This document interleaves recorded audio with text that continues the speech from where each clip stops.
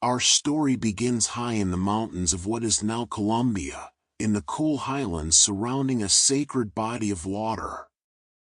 Long before European ships ever touched the shores of South America, the Muisca people lived in these fertile valleys, building a sophisticated civilization that would unknowingly give birth to one of history's most enduring legends. The Muisca, also known as the Chibcha, inhabited the Altiplano Cundiboyacense, a high plateau in the eastern range of the Colombian Andes.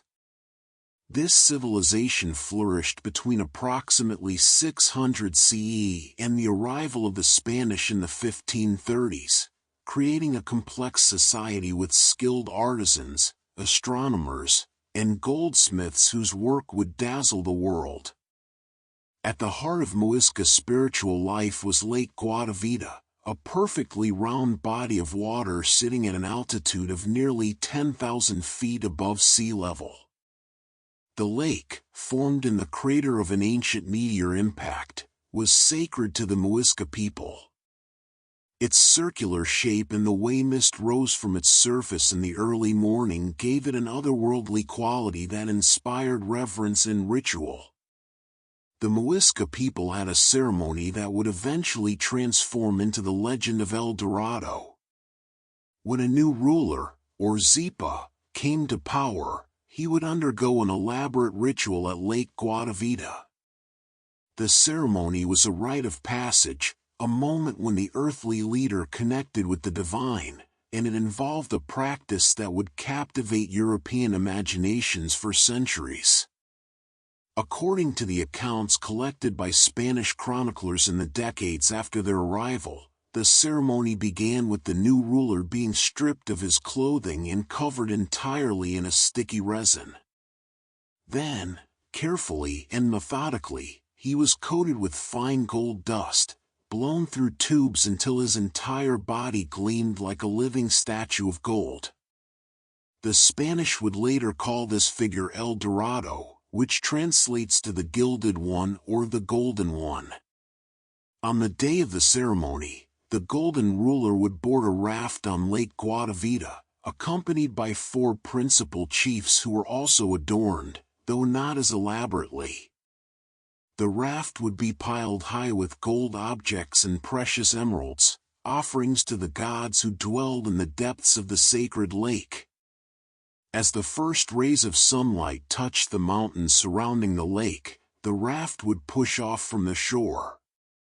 The people of the Muisca gathered along the banks of the lake, thousands of them, holding torches and burning incense that created a ring of smoke and firelight around the water. Musicians played flutes and drums, and singers chanted prayers as the raft made its way to the center of the lake. The sound echoed across the water and up the mountainsides, creating an atmosphere of profound spiritual power. When the raft reached the center of Lake Guatavita, the gilded ruler would make his offerings to the gods. The gold objects and emeralds were cast into the dark waters, sinking down into the depths as gifts to the divine. Then, in the culminating moment of the ceremony, the new Zipa himself would dive into the cold mountain waters, washing away the gold dust that covered his body.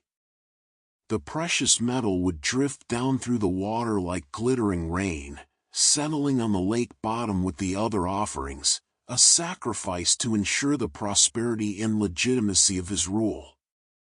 This ceremony had been performed for generations, perhaps for centuries, by the time Spanish conquistadors first heard whispers of it in the 1530s.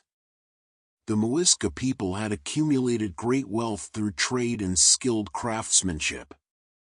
They were masterful goldsmiths, creating intricate ornaments, ceremonial objects, and decorative pieces using techniques of lost wax casting and hammering that produced works of remarkable artistry.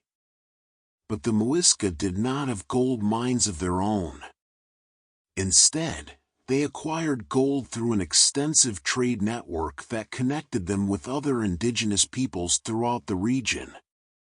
They traded salt, which they extracted from mines and saline springs in their territory, as well as emeralds from deposits in their highlands and textiles woven from cotton and other fibers. In exchange, they received gold, which they transformed into objects of beauty and spiritual significance.